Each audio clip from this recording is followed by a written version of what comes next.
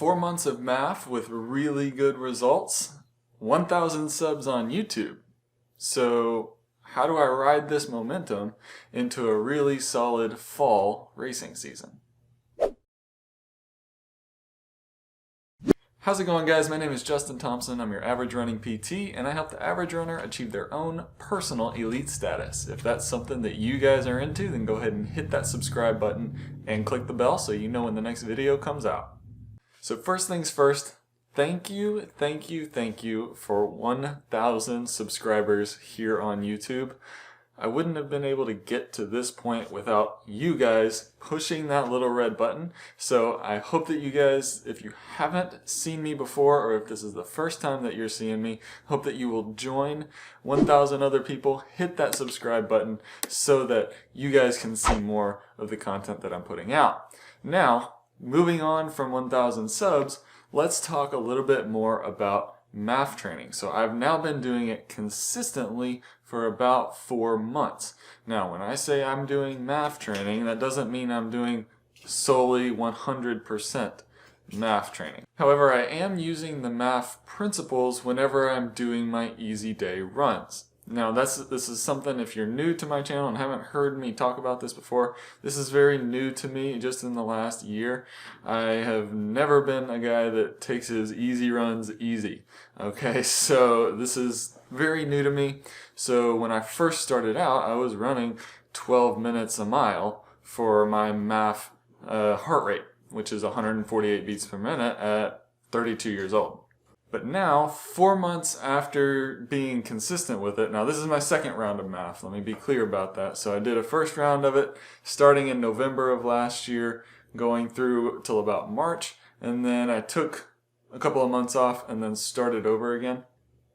So in this 4-month bout, I've gone from a 12-minute mile whenever I'm running at my MAF pace down to now, if I look at just my run this morning and some of my runs over the past few days, I've actually had some sub 9-minute miles. Now that's not always where I am. Of course, with MAF, you kind of fluctuate depending on the stresses that your body's feeling during the day.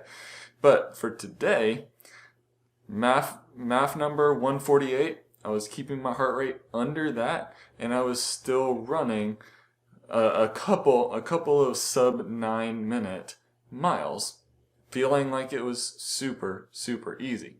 So really encouraging results for me going forward.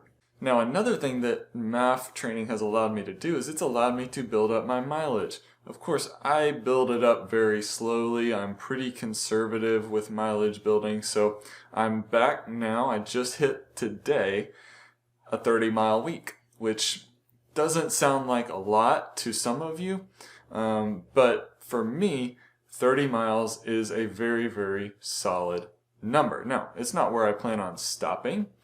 However, I do plan on sticking somewhere in the 30 to 35 range until my next training block. Okay, so I'm not going to push it real far beyond 30 for this training block. I'm going to go ahead and kind of let my body adapt to that.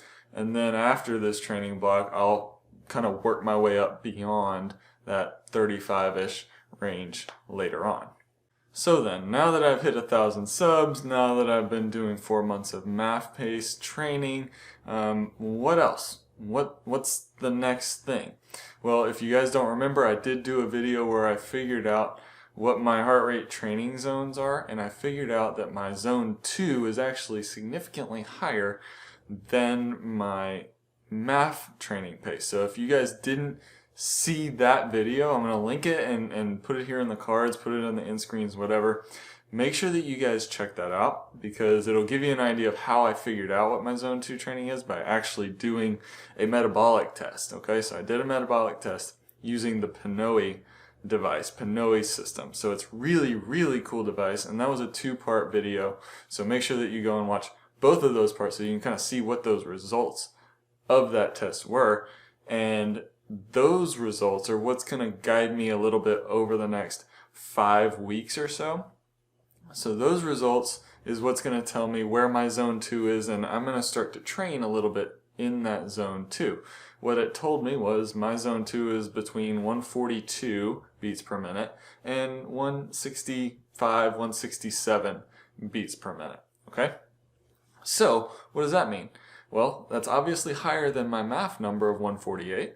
So, now I'm feeling like, well, maybe I can train at a little bit of a higher heart rate and still be in this zone 2, still not overexert myself aerobically and push myself into just burning carbs for fuel. I'll still be burning fat for fuel at those higher heart rates. Now, does that mean I'm going to completely discount MAF and not use it anymore? Of course not. So I'm still going to use MAF for most of my running. But for my long runs, I'm going to plan on probably sticking in that zone 2. So anything that's going to take me beyond an hour and 20 minutes, I'll probably start getting in the hour and a half range, so the true 90-minute long run.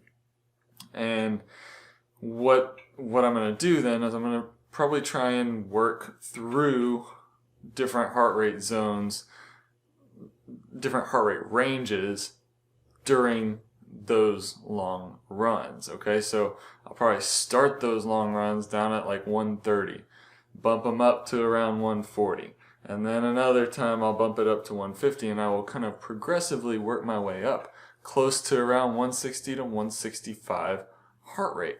I won't spend the whole run there. I won't spend more than 1, maybe 2 runs during the week there. But I will spend a little bit more time there so that I can start to build my aerobic capacity even in those faster paces. Now, what I've noticed, I did this a little bit last week. I ran in those 160 to 165 ranges, and when I was doing that, I was getting low 8 minutes per mile. So, which is more like what I used to do in the past, which it felt real comfortable, it felt nice. However, I don't want to do too much of it because the next day I did feel like I had beat myself up a little bit more than when I just did MAF level training runs. Okay, so there's that balance that you kind of have to find, kind of have to figure out. Is, yes, I may still be doing primarily aerobic or fat burning type of zone running. However, what is still going on, there's going to be a little bit of extra pounding if I'm running faster. So I have to make sure that my body, the physical body, can actually withstand those paces. That's why I only plan on doing it maybe once during the week and only for a certain amount during those long runs. So then what's next? I mentioned that I plan on running somewhere around 30 to 35 miles a week over the rest of this training block. Well, what's the rest of this training block? Well, I plan on doing another 5K effort on October 31st. So Halloween, I am going to give it a go at another 5K. Alright, so the last time I tried it was rough. My pacing was off. Hopefully, during this next 5 weeks, I can dial in the pacing a little bit better, figure that out, and now that I've got this much better base under me, I think that I'm going to be much better at pacing it and be able to hopefully run. I'm shooting for a sub 1930 5K. I would love to be able to do that, and I think I'm capable of that. I bet if I went out and did it next week, I might come pretty close to it, but I'm going to give it the full 5 weeks, the next 5 weeks to prepare and hopefully be able to go under 1930. Who knows? May surprise myself and just blow it away and go sub 19. Who knows? We'll see. That's ambitious, but I'm gonna shoot for 1930. All right, so but yeah, that's what I have going on next, and then from there I'm probably gonna take about a week off and then start another training block and hopefully shoot for another fast 5K somewhere in December. Okay, so I've got a couple of training blocks that I plan on doing between now and the end of the year. Okay, so now another announcement. I just had an interview with Paul of the DevRunner, and his video has just posted. So I'm going to go ahead and link to that as well. So make sure that you guys go check that out. Now, Why would you want to check that out? Because it dives into a lot of stuff that I don't talk about in these videos. He was really kind of digging and trying to help me with talk about my history as a runner, some of the positives, some of the negatives, and also just stuff about me in general. So there's a lot of stuff in that interview that if you just wanted to know more about me, then go ahead and check that video out. So I'll make sure and link that as well. So that's what's coming up next for me. So why don't you guys just leave me a comment down below. Make sure that you guys let me know if there's something that you guys want to learn about that I, as a physical therapist or as just an average runner, can teach on, or something that you really want to know that you think that I might have some knowledge of, then let me know. Leave me a comment down below and tell me what you guys would like to see from this channel, especially if you guys are brand new to the channel. So I've got a lot of new people that have just come on that have helped me pass that 1,000 subscriber mark. Super thankful for every single one of you guys. So just leave me a comment down below. So make sure that you like this video as well if you got some value out of it. YouTube really likes to see that kind of thing.